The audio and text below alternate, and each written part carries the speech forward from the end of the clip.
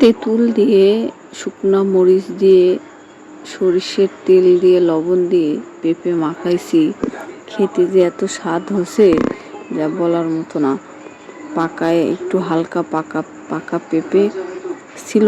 আসলে এখনো বলতে গিয়ে মাখানো দেখে যে মানে মুখে পানি এসে গেছে। তাহলে ভাবেন, আসলে অনেক পছন্দের খাবার। মেয়েদেরকে যারা পছন্দ করেন তারা প্লিজ ট্রাই করে খাবেন। তাও দুপুরের দিকে ভাত খাওয়ার পরই এটা খাইছি।